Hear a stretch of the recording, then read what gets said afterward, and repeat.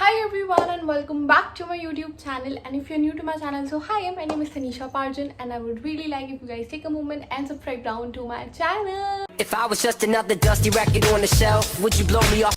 So guys, I would really request you all to please subscribe down to my channel because most of the viewers are non-subscribers. So video पे views आते हैं but you guys are not subscribing down to my channel.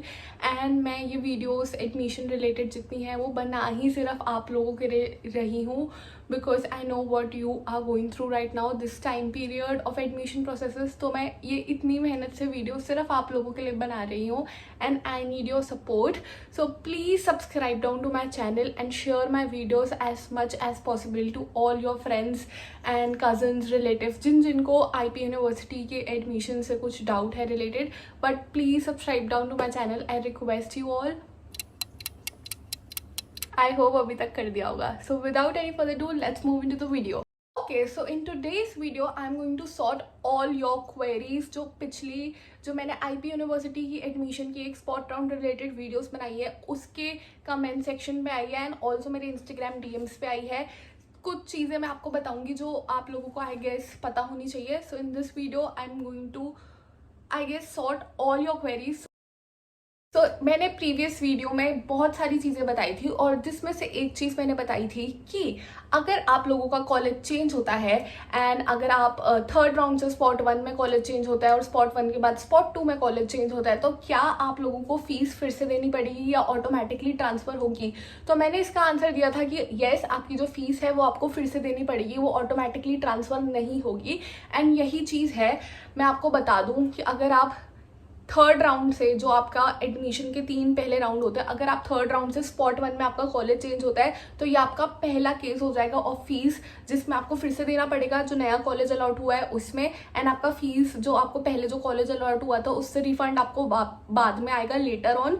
And अगर similarly अगर आपका spot 2 में फिर से college change हो जाता है और आपने स्पॉट 1 के अलॉटेड कॉलेज में पैसे दिए थे तो स्पॉट 2 में जो आपका कॉलेज चेंज हुआ है वहाँ पे आपको फिर से नई फीस देनी पड़ेगी. तो अगर आप कह रहे हो कि रिफंड का जो झंझट है वो 2 जगह से आ जाएगा, तो हाँ, वो 2 3 जगह से आता है. जितनी बार आप नए कॉलेज में जाओगे, रिपोर्ट करोगे एंड वहाँ पे आप एडमिशन लोगे, आपको फिर से फीस देनी पड़ेगी.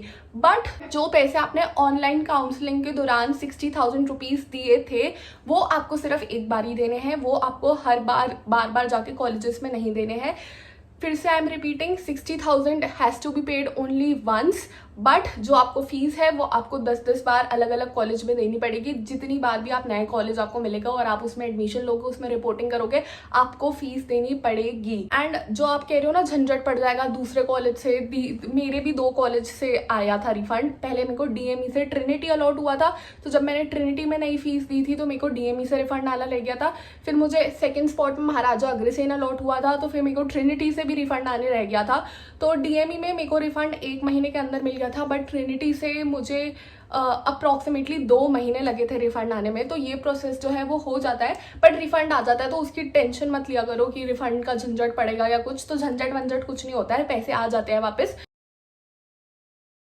Okay, so the next question जो बहुत ज़्यादा पूछा है कि अगर हम लोग स्पॉट में एडमिशन लेते हैं और हम कॉलेजेस में जाएंगे तो हम तो लेट जाएंगे कॉलेज में, हमारा एडमिशन लेट होगा तो क्लासेस तो ऑलरेडी शुरू हो जाती है, तो हमारी पढ़ाई में बहुत हमारा सिलेबस मिस होगा एंड हमारे को बहुत फेस करना पड़ेगी प्रॉब्लम्स. तो इसका आंसर है नो, आपको कोई प्रॉब्लम फेस नहीं करनी पड़ती है. पहली बात तो अगर आप फर्स्ट ईयर में एडमिशन ले रहे हो तो इट इज़ नॉट इतनी ज़्यादा टेंशन का टाइम पढ़ाई के से रिलेटेड. फर्स्ट ईयर बहुत नॉर्मल होता है वैसे, तो इतनी कोई टेंशन की बात है नहीं. मैं भी स्पॉट 2 में ही गई थी अग्रसेन में, तो मैं भी बहुत लेट गई थी एडमिशन के दौरान, तो ऐसा कुछ होता नहीं है. बट सारे कॉलेजेस में स्पॉट स्टूडेंट के लिए अलग से क्लासेस अलॉट होती हैं.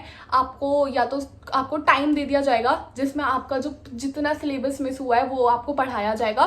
तो आप लोग इस टेंशन में मत रहो कि हमारा लेट एडमिशन होगा तो हमारा सिलेबस मिस हो जाएगा, हम कोप अप कैसे करेंगे पढ़ाई के साथ. तो ऐसा कुछ भी नहीं होता, सब कुछ कोप अप हो जाता है. टीचर्स बहुत हेल्पफुल होती हैं. स्पॉट स्टूडेंट्स को अलग से क्लासेस देती हैं, अलग से आप लोगों को पूरा सिलेबस कवर करवाया जाता है. आपको असाइनमेंट सबमिशंस की डेट पे भी डेडलाइन से थोड़ा सा ज़्यादा टाइम दे दिया जाता है बिकॉज आप लेट आए होते हो, तो आपको ऐसा कोई दिक्कत आती नहीं है ओवरऑल. सो ऐसी आप लोग भी टेंशन मत लो कि हमारा लेट एडमिशन होगा तो ये हो जाएगा वो हो जाएगा. तो पहली चीज़ तो फर्स्ट ईयर में इतनी कोई टेंशन की बात है नहीं. थोड़ा काम रहो गाइज। एक बार कॉलेज में एडमिशन हो गया तो फिर तो क्या ही बात है, तुम एडमिशन लेने के अभी उस पर फोकस करो। पढ़ाई मिस होगी, ये होगा, वो सब अभी मत करो। एक बार अच्छे कॉलेज में एडमिशन ले लो तो पढ़ाई वढ़ाई सब कुछ हो जाती है। एंड वैसे मैं बता रही हूँ कि क्लासेस भी जो होती है टीचर्स लेती हैं स्पोर्ट्स स्टूडेंट के लिए अलग से। आप डाउट्स पूछ सकते हो सारे, तो वो टीचर्स भी सारी क्वेरीज आपकी सारी सॉर्ट करती हैं, वो बहुत हेल्पफुल होती है। सो ओवरऑल ये वाली जो चीज़ है ये नहीं आती है। तो अगर आप लोग स्पॉट में एडमिशन लेते हो और आपका लेट एडमिशन होता है तो गाइस आपका कोई सिलेबस मिस नहीं होगा, कुछ नहीं होगा, आप लोगों को बैकअप क्लासेस मिल जाएगी। द नेक्स्ट क्वेश्चन इज कि अगर आपके कॉलेजेस में आपको प्रेफरेंस लिस्ट कैसे भरनी है। तो मैंने आपको पिछली वीडियो में भी बताया था कि वही कॉलेजेस भरो जिसमें आपको जाना है, और कोई फैलाना ढिमकाना फ्री का कॉलेज मत भरना, क्योंकि वो लिस्ट से ही आपको कॉलेज अलॉट होंगे और वो फाइनल होता है। उसके बाद आप कोई चेंजेस नहीं कर सकते हो। सो मैंने बोला था कि जिस कॉलेज में आपका बहुत ज़्यादा डिज़ायर है, you are willing to go and आपको जाना है, वही कॉलेज भरो। But don't be dumb guys, don't be dumb. थोड़ा वाइजली कॉलेजेस चूज करो। अगर तुम्हारी 10,000 रैंक है और तुम सीधा विप्स भर दोगे तो नहीं होगा तुम्हें कोई कॉलेज अलॉट, नहीं होगा। तुम 10,000 रैंक में विप्स भर दोगे, अग्रसेन भर दोगे, नहीं आएगा कॉलेज।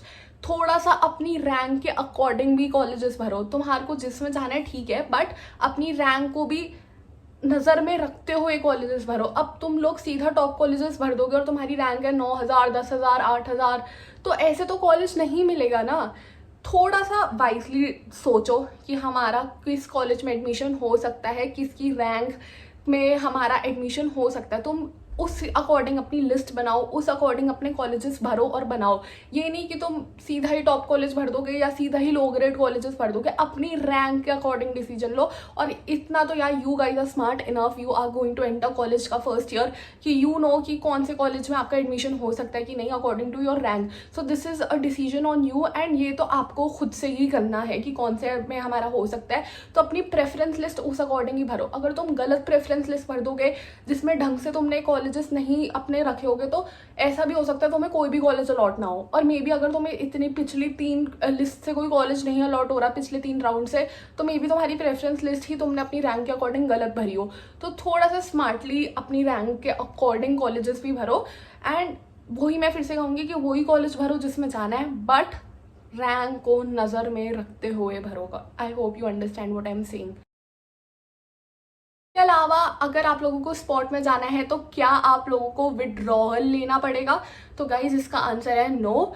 आपको कोई विड्रॉल लेने की ज़रूरत नहीं है स्पॉट में जाने के लिए। अगर आपको कोई कॉलेज अलॉटेड भी है आप तब भी स्पॉट में जा सकते हो। अगर आपने किसी कॉलेज में रिपोर्टिंग कर रखी है, नहीं कर रखी, आप हर केस में स्पॉट में जा सकते हो।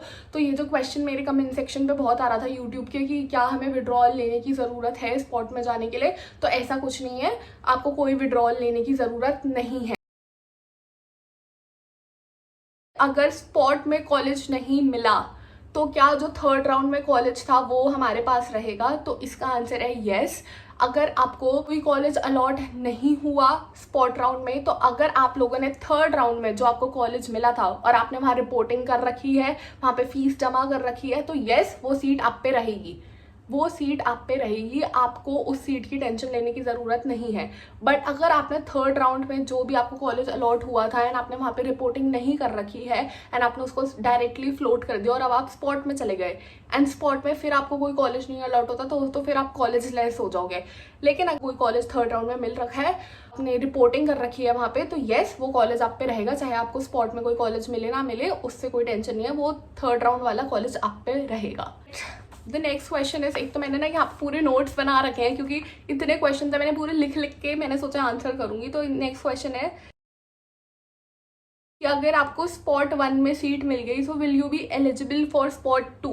तो इसका आंसर है येस। अगर आप लोगों को स्पॉट 1 में सीट मिल जाती है तो तब भी आप एलिजिबल हो स्पॉट 2 में जाने के लिए। तो अगर आप स्पॉट 1 में आपको कोई कॉलेज मिलता है तो आपको वहाँ पे रिपोर्टिंग करनी पड़ेगी, but you have the option to float and आप फ्लोट करके अगले आप जा सकते हैं स्पॉट 2 में। सो येस, अगर आपने को स्पॉट 1 में भी कोई कॉलेज मिलता है तो आप स्पॉट 2 में जाने के लिए एलिजिबल हैं।